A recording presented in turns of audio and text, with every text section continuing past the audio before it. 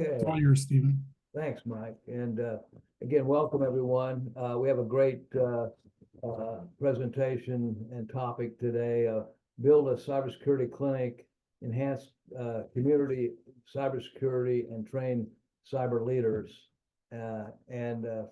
Francesca Lockhart is going to cover this presentation, and she's with the University of Texas in Austin, and she's the cybersecurity clinic program lead at the Strauss Center for International Security and Law. So Francesca, I'll turn it over to you. We'll stop sharing our screen so you can put your presentation up. Thank you. Great. Thank you, Stephen and Mike.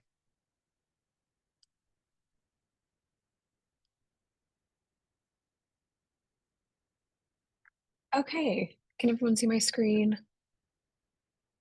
Perfect. Good morning, everyone. Thanks so much for having me. It's nice to see some familiar names and faces on the meeting, but many unfamiliar names and faces that I'm really happy to meet and share more about cybersecurity clinics with. So today, as mentioned, I'll go through a presentation that I've given at a few different conferences that introduces the concept of cybersecurity clinics, which are typically housed at institutions of higher education, and go through the steps for institutions to develop their own cybersecurity clinic within the context of not only their institution, but also the needs of their students and the client organizations that might be in the geographic region in which you live and work. So again, my name is Fransesca Lockhart. I am the cybersecurity clinic lead at the University of Texas at Austin. And today, as I move through the presentation, again, I'll give an introduction to what a cybersecurity clinic is for those of you who may be unfamiliar. I'll go through the foundational elements of starting a cybersecurity clinic at your institution. I'll go through best practices in deciding on and structuring clinic curriculum. I'll chat through a little bit about clinic funding and kickoff, as well as how to recruit your students and clients for a cybersecurity clinic. We'll look at ways of proving the model through metrics around student learning and client impact. And then finally, I'll wrap up, briefly summarize, and there will be plenty of time for any questions that you might have about cyber clinics or anything else on your mind. So to introduce the concept of cybersecurity clinics, and I know that several of you might already be familiar, but cyber clinics are very similar to law school and med school clinics, which have operated for decades, utilizing students studying those trades and having them provide free or low-cost services in their disciplines to individuals who may not otherwise be able to afford legal representation, medical care, et cetera. Cybersecurity clinics have adapted that clinical model for cybersecurity, and students, undergraduate and graduate, across our clinical institutions are trained in cybersecurity knowledge, skills, and abilities, and then they deploy with what we call target-rich, resource-poor organizations. So these might be small businesses, these might be school districts, hospital networks, municipal governments, et cetera, nonprofits. That don't have the time, the manpower, the money, and again, the resources to afford a robust information security program or outsource cybersecurity to, say, a managed security service provider. So the students fill that role for these organizations, doing an initial consultation on the cybersecurity risks at their client organizations, and then they make recommendations and in some cases implement improvements to their clients' cybersecurity defensive posture. So the reasons for cybersecurity clinics are really threefold. One, of course, is wanting to foster that community resilience and bring free cybersecurity services to organizations unable to previously access them. Second is filling the cybersecurity workforce gap. I know that's something we're all probably very familiar with. Clinics, their nature of providing the real world experiential education, bring in multidisciplinary groups of students, maybe in law and business and computer science and data science, trains them in cybersecurity, and then pipelines them into the workforce through the experience that they're able to put on their resume and leverage in their job applications. And then third, it's a way for your college, school, or university to give back to the local community. It promotes volunteerism amongst the students, and it really makes for a great town-gown partnership wherein your city or region might be able to take advantage of these services and connect with the university in a new way that they haven't before. Oh. So again, I'm the UT Austin Cyber Clinic Director. We are a relatively new clinic, though there has been an explosion in new clinics coming online this most recent academic year. We started in 2023 with 19 initial students. We're a 2-semester clinic, meaning that the students commit for 1 full academic year, either fall, spring, or spring, fall.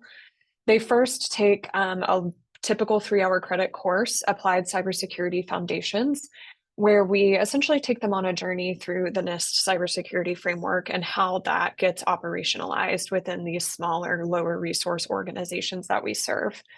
Those 19 students deployed with our first 5 clients this past spring in our Applied Cybersecurity Clinic Practicum course.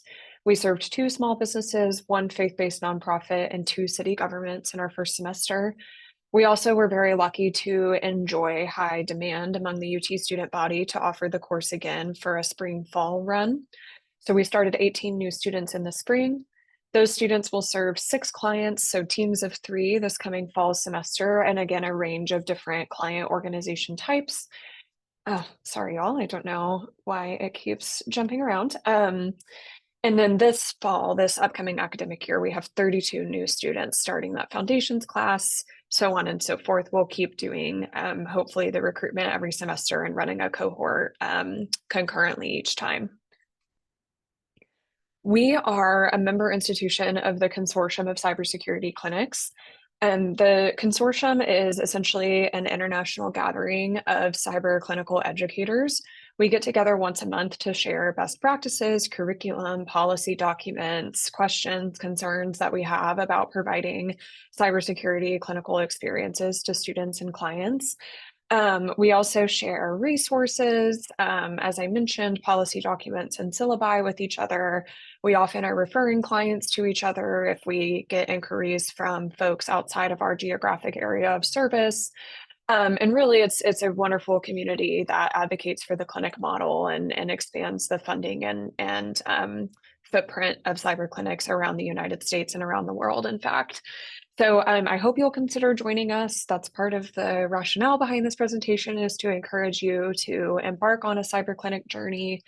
And if you'd like to learn more about the consortium, our website is cybersecurityclinics.org, and you can see our current footprint as of June of this year here on the screen. So as I mentioned, the consortium is really meant to be a support network, very similar to the NCyTE network for cybersecurity clinical educators as well as allies. So these might be organizations like CISA, like the Global Cyber Alliance, who have resources that are intended to be free or very low cost and serve critical infrastructure, and other organizations that are below that security poverty line. We also run several subcommittees of educators from different schools within the consortium. So if you're worried about funding, we have a fundraising subcommittee that provides support and resources for continuing and sustaining cyber clinics through fundraising and grant funding. We also have, again, a metrics subcommittee focused on capturing the impact of clinics and the difference that we're making in both the lives of our students and in this defensive posture of our clients. And then finally, any organization or institution is able to get involved with our Clinic of Clinics. This is a student networking event that we put on each semester for students engaged in cybersecurity education to meet each other, to hear from experts, to network, to go through tabletop exercises. It's always a fun way to remind the students that the cybersecurity educational movement goes so far beyond their own institution, and they have peers and allies in other states and other countries. So as far as building a cybersecurity clinic, most of what I'm about to go through is actually captured in a clinic development toolkit that the consortium has put together to aid institutions in starting their cybersecurity clinic journey. So you're more than welcome to follow along or access that toolkit after this meeting on the cybersecurityclinics.org website. But I'll go through here kind of the key learnings from each of the clinics that were active at the time that the toolkit was being put together, which was actually only 10 clinics. So stay tuned for an update now that we have over 25 active clinics, but I think you'll find that these kind of staple items will stay the same in terms of how do you get started with this process. So one would be within your institution, identifying and or recruiting a committed leader or champion for the clinic idea. I'll of course refer a lot to our UT Austin story, as that's the one that I represent, but I'll also make mention of several other universities and the models that they have in case that is particularly illuminating or more akin to your institution and the way that it works. So as far as a committed leader or champion, in the case of UT Austin, that came in the form of the dean of our law school. The law school was already engaged, as I mentioned, in many legal clinics around providing free criminal defense services and other legal resources to clients that couldn't have legal representation otherwise. So thinking about where to place our cybersecurity clinic, the law school was a natural fit. The other reason that the dean was willing to come on board is because we previously ran a cybersecurity law and policy program out of our law school that focused on the prosecution of cybercrime. But the law school wasn't necessarily the only champion that we needed. We also wanted to make sure that we were reaching that interdisciplinary and diverse group of students to make the clinic a success. So we reached across the institution and also pitched the idea and recruited the dean of our School of Information to support our clinic. The rationale there was that the School of Information runs the informatics undergraduate program, and they also run a master's program in information security and privacy that's primarily targeted at mid to late career cybersecurity professionals. So we recognize that program as being a great one to mentor our students starting their entry-level cybersecurity journey. And it was very likely that those undergraduates in the School of Information would be interested in taking advantage of the clinic. It wouldn't necessarily just be law students. But leaders can come from any part of your institution. They can even come from outside of your institution if you happen to represent an agency or a company that's interested in providing cybersecurity clinical education through sponsorship. Several clinics are championed by a provost, by a department chair, by a university or college president. You name it, we have a clinic that has leveraged that great connection to support and advocate for the clinic model to be established. Second, and I've already touched a little bit on this, is interdisciplinary institutional support, meaning that the clinic is not just operating in a silo. Maybe you have a broad reach across different student bodies by recruiting and connecting with deans from other departments, academic advisors from other departments, who are able to socialize and advertise the clinic idea and the clinic course to their students. We've found that across the board, having students from different majors and degree programs join our clinics has been so valuable because they bring different perspectives, different strengths, different growth areas to the table. And we're able to deploy the students in interdisciplinary teams to work with the clients where they'll be able to leverage those strengths to provide the best possible solution from a cybersecurity perspective. So we might have, a liberal arts academic advisor that is helping us recruit students with amazing writing and briefing skills. We might have a computer science advisor who helps us recruit students who are significantly savvy at the technical piece of cybersecurity. And then, of course, we might have our law school students who are able to provide some governance, some legal analysis, some risk analysis to the team and really round it out.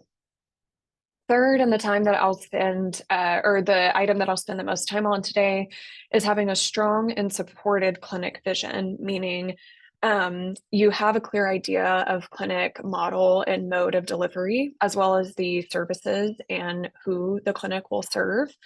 But supported means that perhaps you've drawn on the lessons learned by active clinics to pick and choose aspects of your clinic vision that will work because they have been proven at other universities.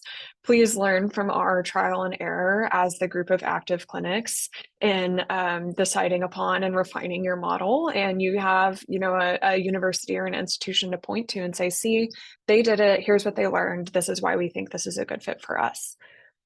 And then finally, local partners are so valuable, particularly when it comes to recruiting the clients. You might already be thinking, like, why would any client trust a novice undergraduate to get into their system and maybe mess around with things and hopefully make it more secure? But as we saw this morning with the CrowdStrike outage, like maybe also make things, not work as well. That's where local partners can really be so valuable in identifying and spreading word of mouth about the clinic amongst their stakeholders and really serving as a pipeline for referring client organizations to the clinic and lending their own credibility and expertise in that recruitment process. So I'll chat through a few local partners that you might consider here in a moment. But zooming in a little bit on clinic vision, the first component here would be the method of instruction and delivery for the clinic. So clinics are typically faculty taught. So existing university, college, or school faculty maybe have a course replaced by the clinic course, or they add a course to their course load each semester in order to start offering the clinic. The second option here is faculty advised but instructor taught, meaning perhaps there's a lecturer, an adjunct, or even somebody from the cybersecurity industry who wants to pick up a part-time position at the university who instructs the students under the supervision and guidance of an existing faculty member. And then finally, we also have mentor supported clinics where industry professionals in and around cybersecurity in your area volunteer their time to maybe running a student club at your institution or sponsoring students to intern with some of their clients. And they receive clinic instruction and provide services that way. At UT, we use kind of a blend of these models. I am lucky that the clinic is my full-time job, so the only courses that I teach at the university are the 2 clinical courses each semester. I also manage the clinic from an administrative and recruitment and fundraising perspective, as well as a program manager. So in that regard, we have an instructor or faculty taught clinic, excuse me. But we also leverage mentors from in and around the Austin, Texas area who essentially coach our student teams. They're great third parties that the students can bounce ideas off of. They can ask for review of their work product. They can see demos or learn from our mentors and their career journeys and just really feel inspired by the network that they build through the clinic. So we kind of use a blend, which is a theme that I'll touch on several times here. There's so many different models for how your clinic can be successful. These are just the most common. The second area of clinic vision is model, particularly how you plan to deliver the clinic curriculum. First, and this is the model, of course, that we use, is a class-based model where clinic courses are taught as standalone credit hour classes, typically over the course of 1 semester. UT, as I mentioned, does 2 semesters split from the learning to the service in the second semester. Other universities might incorporate the clinic service to replace a capstone requirement in a degree program. So if students are required to do some kind of internship or write a senior thesis or do some other kind of capstone project in their degree program, perhaps working with that department or that curriculum advisor to have the clinic count for or substitute or replace that capstone can also be very valuable. And again, it leverages existing infrastructure at your university without too big of a lift. And then finally, some clinics are actually a club or internship-based model where they are not bound by the semester schedule. They operate typically year-round. They can conduct long-term engagements. These are typically, of course, advised by faculty, but primarily recruited and run and led by the students. And the university might compensate the students as, work study or some other kind of like student employee position, but they also might not. It might truly just be like an information systems and security club that leverages faculty expertise to offer services to the broader community. So that is certainly a viable option as well. Moving on a bit to like once you've decided on delivery and mode of instruction, how do you pick what to teach? And again, I'll chat through our UT model, but I want to emphasize that this is by no means the only answer solution. There are so many clinics doing amazing things with their curriculum and leveraging different certification curriculum and frameworks than I'm using. So again, I encourage everyone to take a look at that clinic development toolkit for other ideas if this one doesn't resonate with you or your institution. But across the board, our learnings on curriculum are that it's best to be vendor neutral, meaning that you're not teaching students how to use a particular vendor's tool or suite of tools. You're really teaching them the cybersecurity concepts and then allowing them to pick, the tools and recommend the tools that might be best for their client.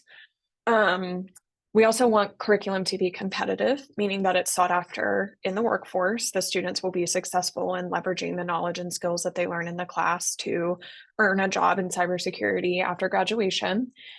And then finally, dynamic. As I think we all saw with the outages this morning, cybersecurity is changing every single day, and the curriculum has to be also able to be changed and adapted as well quite easily with the latest and greatest updates and tools and encryption and all kinds of things. So just having an instructor or faculty member that is able to stay abreast of a lot of the cybersecurity developments and change the curriculum accordingly has been very beneficial across the board for existing clinics. So regardless of the instruction model, delivery model, and services and clients that your clinic picks, our common flow of curriculum is one, of course, training the students in the appropriate knowledge, skills, and abilities that they'll need to provide the services that you have decided upon. So that might be only a few weeks at the start of the semester, all the way to the full semester, like we do, where the students are just dedicating their time to the learning of the cybersecurity trade. Next, all of our clinics have some sort of client interview or assessment period. So this might be an intake form that you send your client organizations and they fill it out to give you a sense of their cybersecurity environment, any cybersecurity goals or problems that they may have, or specific cybersecurity issues that they're already aware of. And that can be a jumping off point for the students to do further fact finding, further research, and start really putting together their recommendation that is customized to the client to improve their cybersecurity according not just to their risk tolerance, but also according to what the client's budget might be for cybersecurity, which can sometimes be zero with our clients. So the students really learn how to juggle the different equities and interests of their client organizations with the need for a baseline of cybersecurity that will provide a minimum acceptable standard for the client organization to work off of. Third, all of our clinics generate some sort of written report. So for us, that looks like, here are the assets of the client organization. Here's the inventory that we took for them. Here are the risks that we've identified based on an analysis of those assets and the protections currently in place. And then here are our recommendations for improving the cybersecurity of the client organization, mitigating those risks that we identified. And here are, here's a timeline for implementing those recommendations, which our students then go on to complete with the remainder of the semester. Some clinics stop with the report generation stage and they equip the clients through training and education to implement the project plan that the students suggest.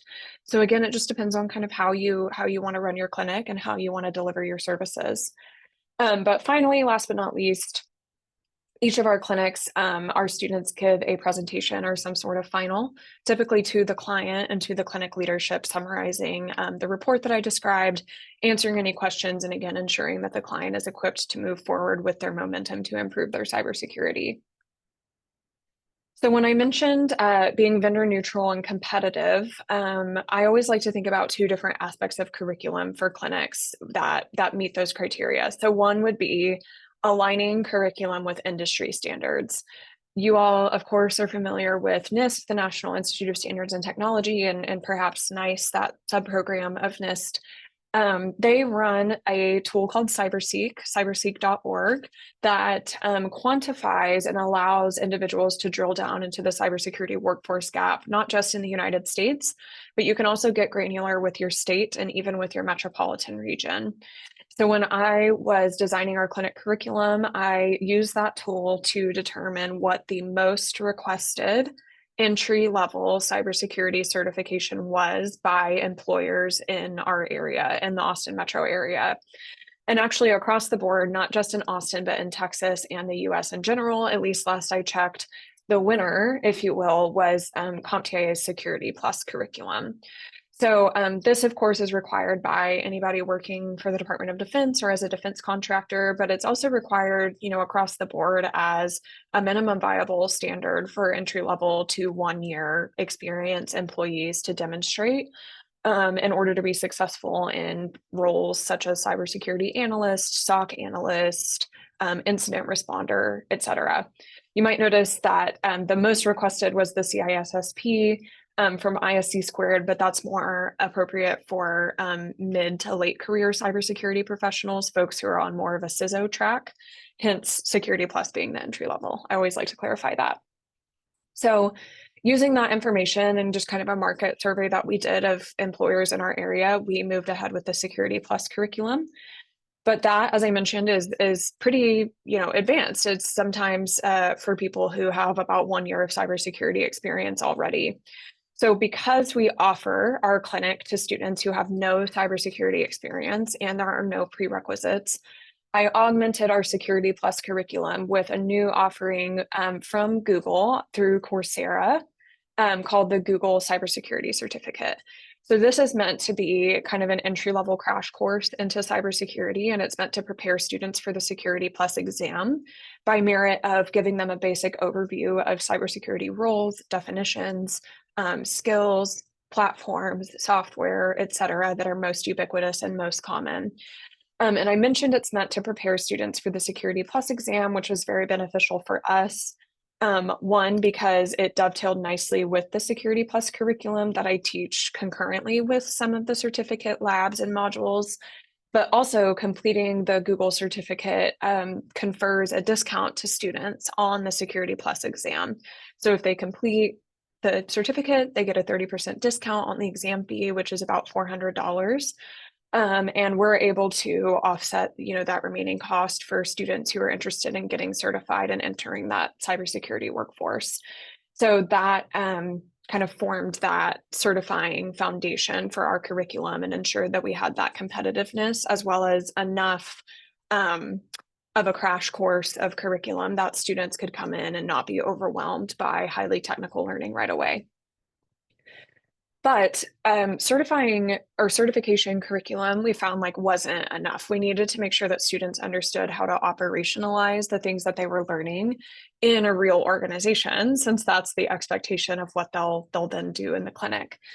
So in addition to picking a framework or certifying curriculum for our clinic, we also looked at finding a framework for using cybersecurity within an organization.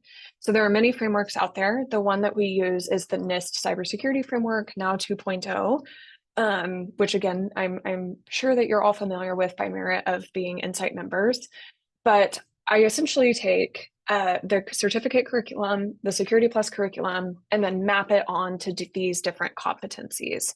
So our syllabus starts with identifying risks and assets, moves into protecting endpoints, networks, cloud networks, email, mobile, et cetera. It moves on then to best practices for detecting and responding to cyber attacks, and then of course recovering from them at your client organization, meaning you have backups in place and the ability to use the backups. And then we taught quite a bit throughout the curriculum about governance prior to that competency area being officially added in the NIST 2.0 release earlier this year. But we look at password policies, onboarding and offboarding policies, acceptable use policies, and templates for those that the students might be able to edit and customize for their client organization to enforce and reinforce the controls that they put in place across the other competency areas of the NIST framework. Another framework that is very common in other clinics is the CIS controls. Of course, there are many of these, and many frameworks, they map onto the NIST controls and vice versa. But a lot of clinics have found the CIS controls to be very valuable as well for getting students and clients oriented to cybersecurity minimum best practices. And I particularly highlight here that there's some interesting research within our clinician community on which of the CIS controls have proven most effective for clinic client organizations specifically, meaning that they have been shown to have meaningful reductions in things like successful phishing attacks and incidents at client organizations. So just in case anyone wants to like dive into the literature here, our colleagues at Indiana University have put together a really interesting body of work using their findings from their local government clients. And they've narrowed down the CIS controls to what they call the transformative 12, the top 12 that have been most successful within these target-rich, resource-poor organizations that clinicians tend to serve. So those are highlighted here, but there are 153 CIS controls, and they're all fair game for pulling from and customizing for your curriculum, training students on what they look like, and then again, how to implement those within their client organization and train their clients on maintenance of the controls. So whether you choose CIS, whether you choose the NIST cybersecurity framework, or like the CMMC, I heard mention of a CMMC training coming up earlier. There are all kinds of ways that you can structure your curriculum, but finding a certifying body that you can use to pull on their curriculum and make the students competitive, coupled with mapping that certification curriculum onto a framework, has been successful for several clinics and hopefully more to come. Syllabus-wise, and I'll just briefly go over this. I touched on this a little bit, but when we think about, okay, what all might students need to know, this is essentially just a menu, the way I think about it. And the students are able to pick from this menu a la carte for their client organizations to customize and provide recommendations for their clients that are appropriate to their organizational reality, their budget, et cetera. So we cover the range in the hopes that the students might pick from this menu for their client organizations appropriately. So looking at the identify competency, we look at asset inventory and doing a risk assessment. We also go through in the protect competency area, what is strong encryption? How do we look at long, strong passwords? How do we protect privacy and data at our client organization, particularly if they're subject to some of the compliance regulations like HIPAA and FERPA and others? Looking at authorization, particularly with provisioning and deprovisioning accounts and permissions, with employees changing roles and entering and exiting their client organization, vulnerability scanning, all of the securities depending on which of these items might be present. And then mostly because the students think offensive security is super cool, we do touch a little bit on penetration testing and being an ethical hacker. Though, of course, we're not, I think across the board, very few clinics are working with clients that are able to conduct penetration testing, active or passive, at this time. For detect, we look at antivirus and endpoint detection and response tools, intrusion detection and prevention systems, logging tools, and firewall and other endpoint security tools like unified threat management tools. And then surprising to me as a clinician was how many of our clients have sought clinic services because they've already had a cybersecurity incident that they found themselves unable to respond to or recover from. So while I didn't anticipate our students doing incident response actively, we've spent quite a bit of time on the response and recovery aspects of the NIST CSF, because those are the things that our clients are often wanting a lot of training and education around and policies put in place for them to use in the future were an incident to happen again. So though it's later on in the framework, these two areas with going over like digital forensics and business continuity and how to do an after action review and modify your cybersecurity controls, that has proven to be a much larger part of our eventual services than I initially anticipated. And then last but not least on curriculum is making sure that students are challenged within those growth areas that they might have. And the way that we like to do this is by incorporating use of and development of power skills into our curriculum and our assignments. So these are things like having the students practice, of course, project planning, report writing, and briefing, including putting the bottom line up front and communicating to organizational leaders who might be very short on time and not have a lot of cybersecurity technical knowledge. So several of our assignments incorporate teamwork and group work according to students' disciplines, where they'll each get practice writing, briefing, summarizing, presenting, et cetera, and so on, so that they can improve in these areas and again be challenged maybe in ways that they haven't been in their degree programs or classes before. We also really focus on equal and regular contribution to the clinic. Of course, we don't want students feeling like they're doing more work than others. So we essentially use like an annual evaluation model for grading the students during that practicum part of the clinic course, where their client organization provides them feedback, I provide them feedback, and they provide each other feedback on how they think that they did each semester. So that way they also get practice like being in a work environment and working on a team where you're expected to pull your weight and communicate and be, evaluated accordingly, maybe not necessarily in a grading scheme that they're used to. The other way that we incorporate power skills is by allowing students kind of a choose your own adventure assignment framework. Sometimes I pipeline specific students down different like paths in our clinic, if you will, depending on if I know that they have technical skills or cybersecurity experience coming in or not. But mostly I want the students to choose something that's going to put them out of their comfort zone and give them a skill that they don't work on commonly. So for example, if we are looking at major cybersecurity attacks like SolarWinds or Colonial Pipeline, I might have about half of our students submit a written summary of some of the aspects of that attack, and the other half have to just verbally brief the class in 1 minute or less on what the attack was, what happened, how it could be mitigated in the future, et cetera.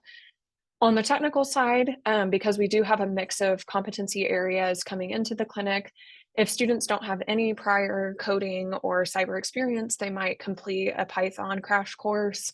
If they know Python and they know Linux, and I know that they have, the skills in that area, I might have them complete maybe a more intermediate assignment, but nevertheless one that takes the same amount of time, doing like a pen testing or Linux practice assignment. So these are just some examples there. That's all for curriculum. I'm happy to answer any questions, as I know that that's often the area of focus for several schools and universities who are starting their clinic journey. But I also want to just talk about how to fund a clinic, how to sustain a clinic, and then how much time you might need to do all of this preparation and planning. So a common answer in this area, and as with like clinic instruction and delivery model, is it depends. It completely depends how you want to structure your clinic, how much it might cost each year, whether you're leveraging existing faculty and university or college school resources, or recruiting new folks, or if you need any kind of specialized equipment. So there are ways to run a really lean cyber clinic, and then there are ways to run a not so lean cyber clinic. So I say that because I don't want this to be a deterrent to anybody, but when surveying our active clinics, we found that about $300,000 is a good target for first year funding because of that onboarding typically of new staff and the purchase of, office space, labs, equipment if needed.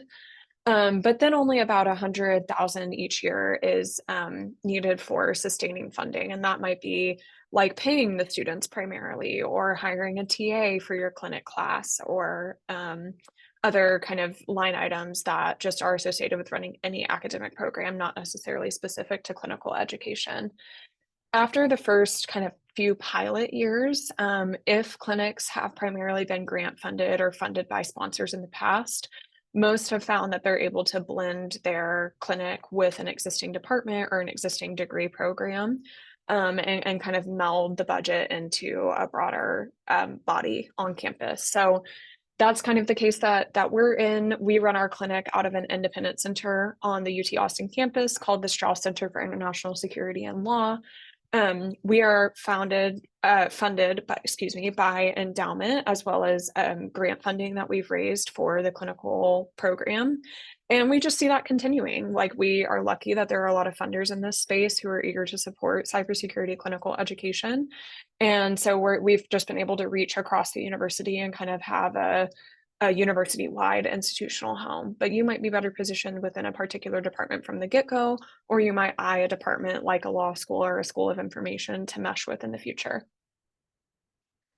Some clinic line items that are typical in our annual budgets, of course, are faculty and instructor time. That might include salary and fringe or benefits.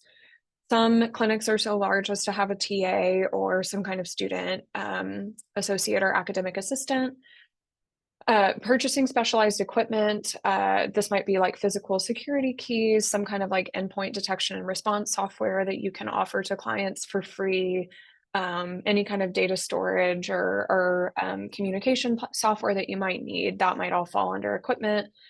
If you need to hire a curriculum developer or pay a certifying body for assistance in curriculum development, that's been a line item for clinics in the past. And then, of course, we have a ton of optional things, student travel. If your students need to deliver clinic services in person, how will that be funded? Will the students be reimbursed for mileage or bus fare or anything like that? Or will you pay students as interns? These are all just, again, examples that you might look to when you structure your fundraising and budget.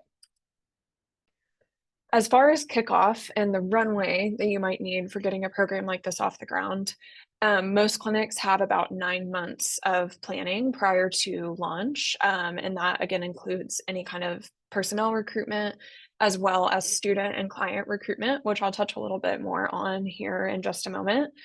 But most clinics run a pilot program the first year just to test and refine the clinic. And this was like exactly our experience at UT Austin. I was hired in January of 2023. We launched in August of 2023, so about 8 months of planning and curriculum design, et cetera. And then we kept our cohorts intentionally small in both the fall and the spring of our first year so that I could get great student feedback and feedback from our mentors and feedback from our clients, and then spend the summer refining and changing the aspects of the clinic that we wanted to improve upon, as well as, carry forward some of the things that we did well in our first year. And we're starting in the fall with a cohort about twice the size. So take it from me that this is pretty spot on when you see this in the clinic development toolkit. And one of our big pieces of advice is the pilot program is where you do most of the learning. Like, you can only plan so much without just trying it out and getting the feedback from your stakeholder groups. So I highly encourage institutions not to wait. Definitely do all the planning that you feel you need to be prepared to start teaching the clinic. But just know that there will be things that you change, and really you only get those learnings and lessons through the pilot. So lastly, once you have your funding in place, you have your pilot time, you have your curriculum in place, you've identified any kind of mentors or faculty that you might need to bring on board, how do you get the most important people, right? The students, and then of course the client organizations. So I'll touch on methods and strategies for recruitment a little bit, but again, across the board, we all try to open our clinics to students across our colleges, universities, and schools. We like to target high impact industries like critical infrastructure and those that have been hit by crippling cyber attacks more commonly recently. And across the board, we try to match our student interests as well as our institutions' kind of goals and partners with our clients and with our services, so that everything is in lockstep as we run this program and we're reaching the right clients with the right students and the right services that match their needs. So we like to think of cybersecurity as a team sport, and that means that we need people from across the university to participate on that team. So when we think about the different areas of cybersecurity, we think about, of course, the technical piece. These might be computer science and informatics students, or maybe electrical and computer engineering or some other engineering discipline. These students typically have great coding skills. They have a great understanding of computer architecture. They might be, quite aware of how to do cybersecurity, but maybe they need some education and learning around kind of cybersecurity law and policy. Cybersecurity doesn't happen in a silo. So maybe we bring on government and international relations and public administration students who have a great understanding of the threat landscape, of how cybersecurity factors into US policy and protecting US interests, including critical infrastructure. And they might want to go into like cybersecurity policy and strategy in the future, and they will learn the technical skills from the class and from their peers that they need to be successful, and vice versa. And then finally, we have a cohort of like business and communication students. These are folks doing database management, they're doing public relations, they're doing CIO and PR related jobs. They might need to know about risk management. They might need to understand how to communicate business impacts and cybersecurity attack specifics to the public and to business leaders. And so that might be a great audience for your clinic to draw from as well. And again, having this really robust group has been really fun for all of our clinics and really proved successful in leveraging each of these skills that the students bring to the table to provide a really impactful and high value service to clients. Students, of course, should be vetted, ideally, before they are sicked on real people and real client organizations. So these are just examples of ways that our universities vet our students. One might be making the clinic application only, and UT's clinic is application only, as are most of our clinics. So we require students to submit a resume, a cover letter. They have to have a minimum GPA since these are primarily elective courses. Of course, they need to be doing well in their required courses. And then they have to be upper division students, meaning juniors or seniors by credit hours, just having that kind of sophistication and wisdom that a little bit of experience in college can lend you. From there, we move them into selection and interview. So essentially, I try to assess their aptitude across a range of competency areas that might include prior cybersecurity experience, public speaking and briefing, writing and research, organization and leadership, including of student organizations. And then graphic design, I know, stands out as like kind of weird on here, but having the ability to make something look neat and pretty and professional for our client organizations is so valuable. So, we ask behavioral questions as well as maybe a couple technical questions that get at these areas and try to build, a cohort that is representative of different strengths in these different competency areas. And then finally, clinics take different approaches to vetting. They might do a reference check. They might ask for letters of recommendation from previous supervisors or professors for the students. Some universities leverage their university police department or a local city or police department to do a background check on the students, or your university might actually background check students prior to their admission. UT Austin does that, so we have that kind of taken care of for the students before they ever set foot on campus. And then several clinics have a signed code of conduct for the students that essentially just lays out like what are standards of professionalism and showing up on time and communication, and what are the expectations of you as it relates to working in a team and with your client. And then most universities sign some form of like memorandum of understanding or non-disclosure agreement, just detailing the privacy and confidentiality expectations of the students and the clients, not to betray the students' identities or publicize some of the work that the students have done that might put both the students and the client organization at risk. So I would encourage working with your organization's general counsel and lawyers if they're available, to kind of suss out what might be necessary for your university to greenlight the students working in a clinical environment, and learn from existing clinics that might be at your institution or peer institutions. What do they do? I essentially just borrowed those documents, subbed in the word cybersecurity. They were already approved by our GC's office, so I was able to just incorporate them very easily into our program.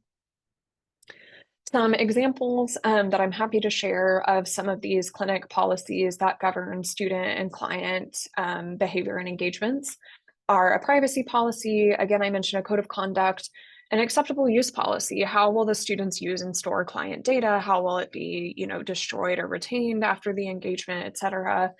And then, of course, as I mentioned, most of our universities have some kind of MOU that just dictates to the client kind of what is and isn't covered by the clinic services. And then, of course, provides that waiver of liability and indemnification to the students in the university. Last but not least, and I know we're coming up on time, so my apologies if we're running a bit behind, but I think I only have a little bit left, if that's all right, Stephen. Clients, how do you decide who to serve? Again, this might be dictated by your university or the geographic area that you live in. What are the key industries, the key stakeholders who already have partnerships with the university or have shown willingness to work with the university in the past? So clinics tend to serve public entities, municipal governments, hospitals, school districts, et cetera, nonprofits like faith-based organizations, food banks, health clinics, small businesses, so like 50 or less employees that are typically, housed within one metropolitan area, or which have the capability to support students working remotely, or a blend. And UT Austin's clinic is a blend, 2 or more types of these clients. Typically, clinics tend to focus again on critical infrastructure providers, which can be across all of these client types. But these are folks like, electric grid, water utility, municipal governments, small businesses that have government contracts or provide some kind of sensitive data or information to a public entity, et cetera. These are the organizations that we really see as being target rich, but often are not able to have the investment in their cybersecurity program that they probably should have, given the sensitivity of the services that they provide. So whatever you decide, there is a clinic that serves that client type. So please check out our website and maybe reach out to a clinic that serves the exact clients that you're interested in serving, and get a sense of what they do to reach and recruit those clients. On our piece, as far as connecting with clients, I recommend one, leveraging local industry organizations. So these are kind of these aggregate membership-based organizations that professionals or organizations might be a part of that serve as like umbrella organizers for events like NCyTE. If you can get in with those organizations and present on the clinic and advertise the clinic to members, one, as I mentioned earlier, you kind of get the credibility of that industry organization lent to your program, and it's somebody that these clients know and trust that's recommending getting involved with the clinic. And then two, it does a lot of the legwork for you. If somebody is sending information out about the clinic to 30 people, that's so great for your time and energy, as opposed to emailing 30 different small businesses, right, yourself. So some of these industry organizations that clinics have partnered with are local chambers of commerce, small business development councils, councils of government, or like county associations that share resources or insurance, nonprofit professionals networks, and local IT professionals networks.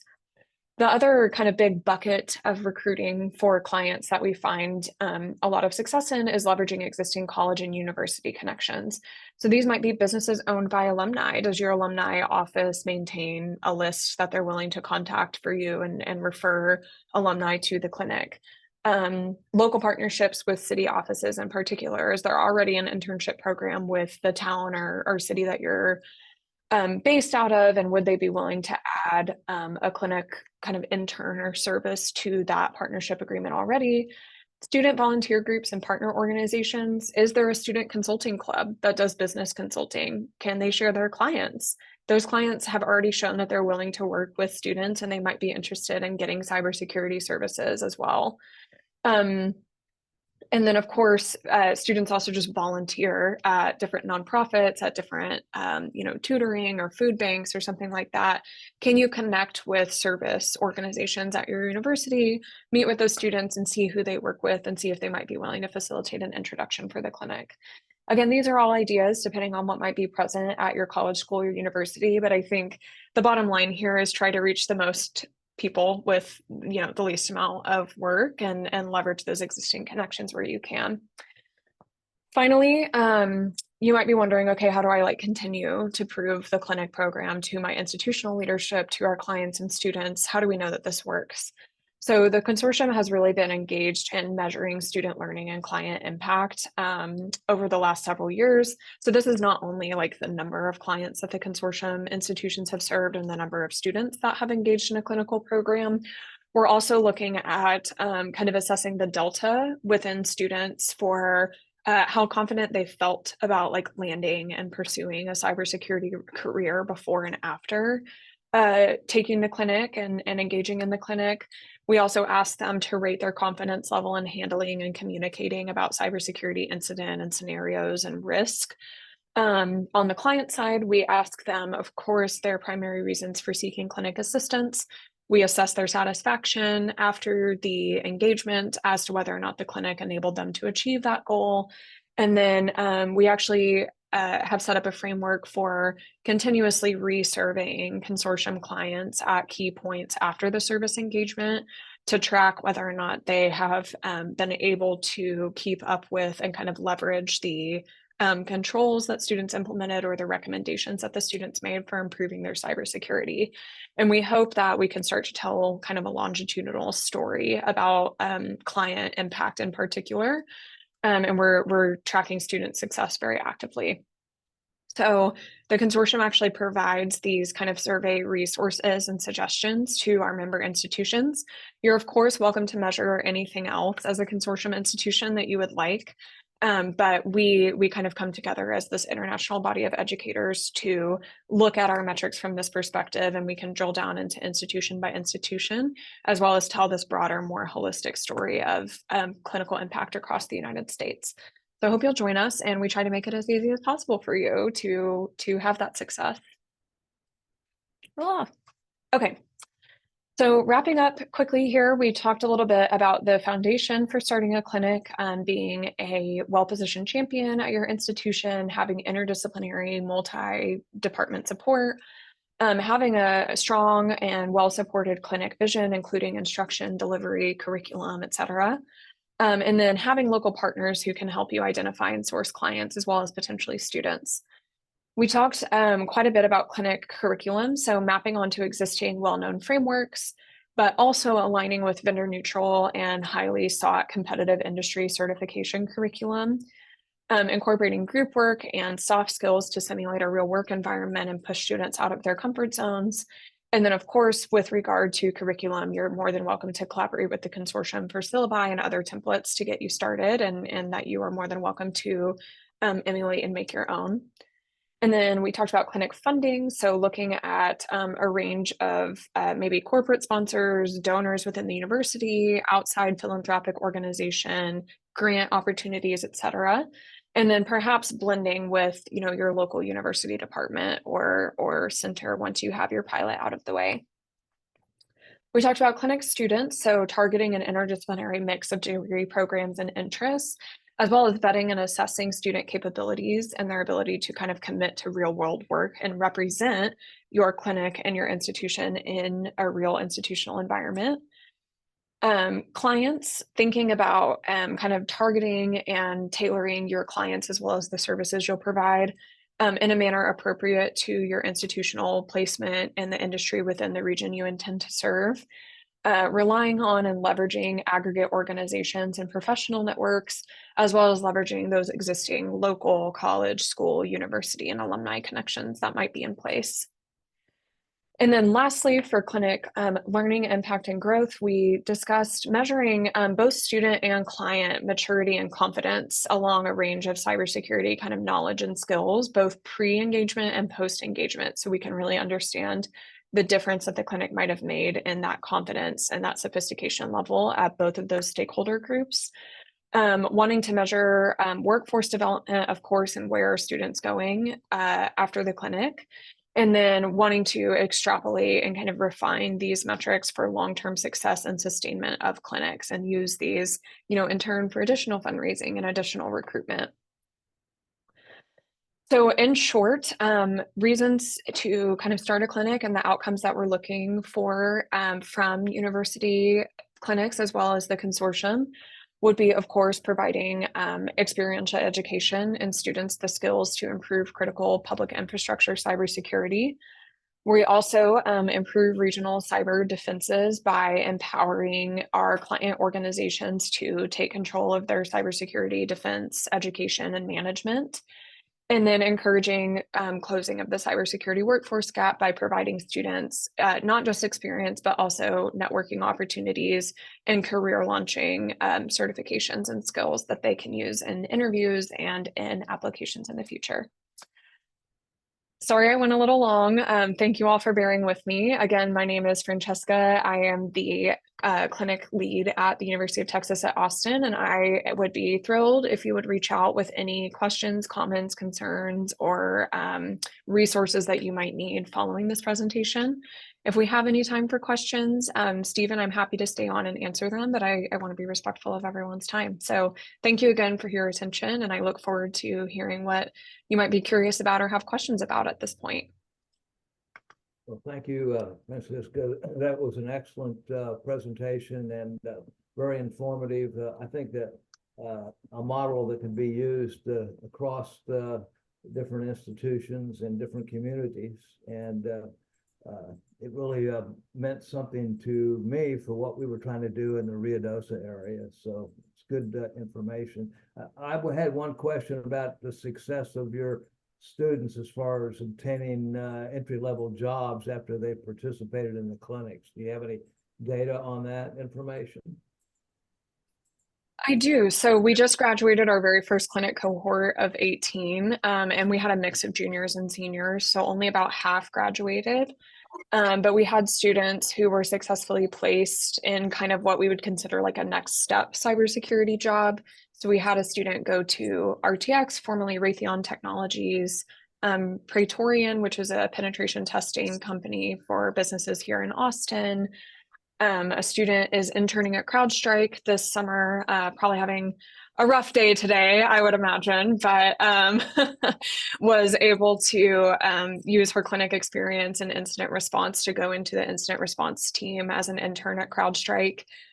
We have another student who went into operational technology at Procter and Gamble.